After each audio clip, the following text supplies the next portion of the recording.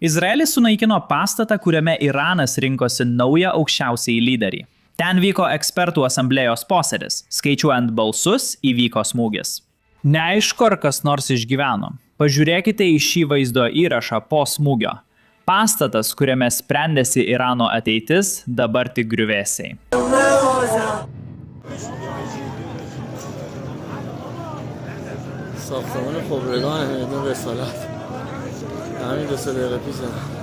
Izraelis visiškai pasiryžo pakeisti režimą. Jie ne tik pašalina dabartinę vadovybę, bet ir neleidžia niekam jų pakeisti. Galbūt Izraelis turėjo žvalgybinės informacijos apie pasirenkamą asmenį arba norėjo sustabdyti procesą. Bet kuriuo atveju tai rodo Izraelio žvalgybos gilumą. Netrukus aptarsime, kaip CŽV ir Mossadas sekė Chamenėjų prieš jo žūtį. Kai kurios naujos detalės iš tiesų šokiruoja. Pirmiausia, paaiškinsiu, kas yra ši ekspertų asamblėja, nes tai pabrėžia šio smūgio svarbą. Irano aukščiausiai lyderį išrenka ekspertų asamblėja, kas 8 metus visuotiniu balsavimu renkama dvasininkų grupė. Tačiau yra viena gudrybė. Ne kiekvienas gali dalyvauti šiuose rinkimuose. Tik dabartinio aukščiausiojo lyderio patvirtinti kandidatai gali būti įtraukti į balsavimo biuletenį.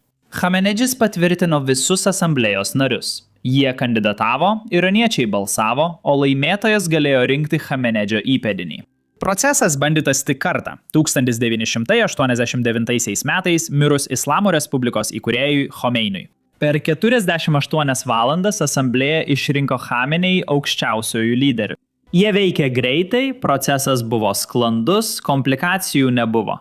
Tai vyko taikos metu. Chameneis mirė natūraliai. Nebuvo jokios sumaišties, kokią matome Irane dabar. Šį kartą viskas visiškai kitaip. Chameneis žuvo per oro smūgį. Kartu su juo žuvo ir 40 aukščiausių pareigūnų. Vadovybėje chaosas, IRGC tuo naudojasi. Gavome pranešimų, kad IRGC siekia, jog jų kandidatas taptų aukščiausiojų lyderių, kad kariuomenė turėtų maksimalią galią naujame režime. Galbūt todėl smogta asamblėjai, nes ji jau buvo balsavusi už naująjį aukščiausiąjį lyderį. Jie skaičiavo balsus, kai pastatą užpuolė. Taigi, galbūt, ir aš tik spėlioju, neturiu jokių įrodymų, gal Izraelis sužinojo, kas laimės ir jiems nepatiko tas žmogus, todėl jie sunaikino visą procesą. Dabar viską reikia pradėti iš naujo, jei dar yra pakankamai gyvų žmonių. Jei daug šios eksperto asamblėjos žmonių žuvo, kyla didelė problema. Parodysiu, ką turiu omenyje. Pagal Islamo Respublikos konstituciją, ekspertų asamblėja svarbi renkant naują aukščiausiąjį lyderį. Asamblėja sudaro bent 59 nariai, kad būtų kvorumas ir jie galėtų priimti sprendimą arba išrinkti naują aukščiausiąjį lyderį. Jeigu asamblėjoje yra mažiau nei 59, ajatolos tuomet nėra kvorumo ir tai reiškia, kad jie negali balsuoti dėl naujo aukščiausiojo lyderio. Taigi, jei per šį smūgį žuvo pakankamai žmonių, tai reiškia, kad reikia surengti naujus visuotinius rinkimus. Rinkimai negali vykti, nes visi nariai turi būti patikrinti aukščiausiojo lyderio, kuris jau nebegyvas. Taigi, tai sukelia tam tikrą konstitucinę krizę, bet abejoju, ar tai kels didelių problemų Islamo Respublikoje, ypač karo metu. Manau, jie ras būdą apeiti konstituciją. Kalbant apie Ali Chamenėjų, parodysiu, kaip CŽV ir Mossadas bendradarbiauja jį sekdami. Naujos detalės išties šokiruojančios. Financial Times teigimu, Izraelis daugiau nei metus stebėjo Teherano eismo kameras. Jie turėjo prieigą prie eismo kamerų dar prieš 12 dienų karą ir jos neprarado net po karo. Tai šokiruoja. Viena kamera buvo itin svarbi. Ji fiksavo, kur aukšto rango pareigūnų apsauga statė automobilius prie Chamenėjaus rezidencijos. Tai reiškia, kad kiekvieną kartą, kai aukštas pareigūnas lankėsi pas Chamenėjų, jų apsauginiai statydavo automobilį toje pačioje vietoje. Ir tai reiškia, kad Izraelis visada galėjo nustatyti, kuris pareigūnas iš tikrųjų buvo tame komplekse. Izraelis, jau identifikavęs automobilius, galėjo sekti tą patį automobilį visame Teherane ir sudaryti tiek apsauginių, tiek saugomo asmens rutiną. Žvalgyboje tai vadinama gyvenimo modelio sudarimu. Tai labai naudinga, jei nori žinoti, kur kažkas bus bandant jį pašalinti. Tai šokiruoja. Sunku patikėti, kad jie turėjo prieigą daugiau nei metus, o islamo režimas to nesugebėjo nustatyti. Svarbu pabrėžti, kad tai buvo tik vienas iš 100 informacijos detalių, kuriuos Izraelis naudojo planuodamas smūgį. Tačiau kilo viena problema. Izraeliečiai žinojo iš 12 dienų karo, kad prasidėjus kovoms Chamenėjus dings į vieną iš kelių savo bunkerių Teherane. Šie bunkeriai buvo atsparūs Izraelio bomboms, tad jei Chamenėjus pasislėptų po žeme, jis liktų nepasiekiamas. Pradinės atakos laikas buvo itin svarbus. Jie turėjo jį pagauti, kol jis dar nežinojo, kad prasideda karas. Jį reikėjo pagauti virš žemės ir sunaikinti.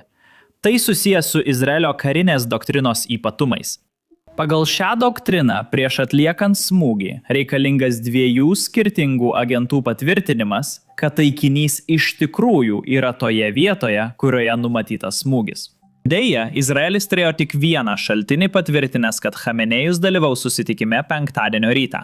Reikėjo dar vieno šaltinio smūgiui įvykdyti. Čia įsitraukė CŽV, kuri jau seniai sekė Chamenėjų ir turėjo tai, ko neturėjo Izraelis. Žmogiškai šaltinį Irane, kuris galėjo patvirtinti, kur šį rytą bus Chamenėjus. Na, atspėkite ką. CŽV gavę patvirtinimą perdavė jį izraeliečiams, o tada prasidėjo operacija.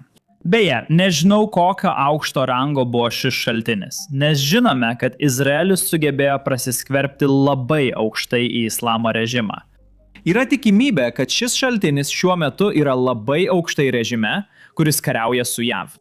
Tai neturėtų kelti mums rūpesčio, o Islamo Respublika tikrai ieško šaltinio. Grįžkime prie mūsų istorijos. Patvirtinus žvalgybinę informaciją, viskas vyko greitai. Likus 2 valandoms iki 9:30 ryto susitikimo, Izraelio naikintuvai pakilo. Izraelis per eismo kameras matė Irano pareigūnų apsauginius automobilius, kai šie atvyko į kompleksą. Izraelis taikė dar vieną saugumo priemonę. Iš esmės užblokavo visus telefonus komplekse, todėl jie buvo užimti bandant paskambinti.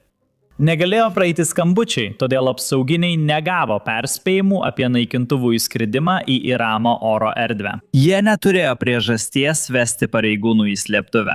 Prasidėjo susitikimas. Izraelis atvyko po 10 minučių nuo susitikimo pradžios ir numetė beveik 30 tiksliai valdomų bombų ant komplekso, nieko nepalikdamas atsitiktinumui. Chamenėjus, jo sūnus ir 10 aukštų Irano pareigūnų žuvo per tą smūgį.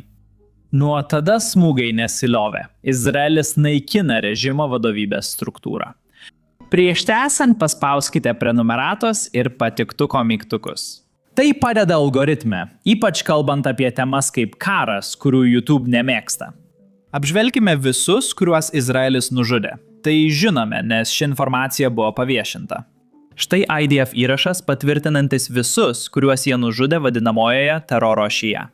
Viršuje yra aukščiausiasis vadas, po jo generalinio štabo, IRGC, centrinės žvalgybos, IRGC oro pajėgų, Sirijos Quds pajėgų vadai, Hezbollah ir Hamas lyderiai ir kiti. Dauguma režimo vadovybės pašalinta, smūgiai tęsiasi. Šį rytą Teherane smogta IRGC pastatui. Sprogimas buvo toks stiprus, kad po miestą pasklido slapti dokumentai. Štai vaizdo įrašas su padariniais.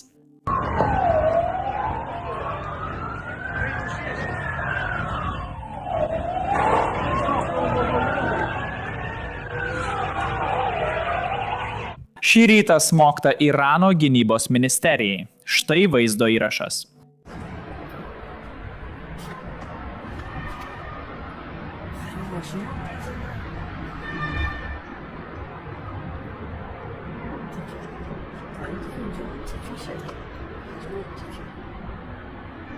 Taip pat vakar pasirodė pranešimų apie smūgį Irano parlamento pastatui. Šį pranešimą paskelbė patys Irano valstybiniai žiniasklaidos kanalai.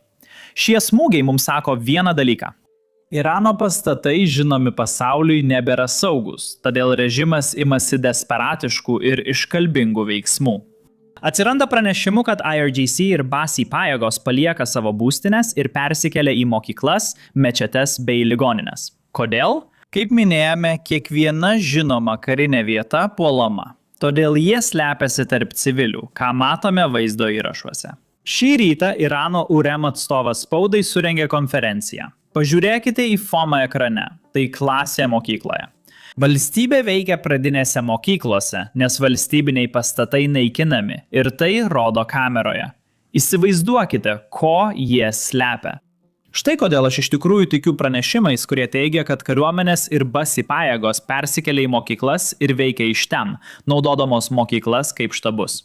Režimas, kuris valdė Iraną 46 metus, darosi vis labiau desperatiškas. Ir remiantis tuo, ką sužinome, atrodo, kad jiems nebėra kur slėptis. Paspauskite prenumeratos mygtuką ir sužinokite, kas bus toliau. Aš Semas, iki kito vaizdo įrašo.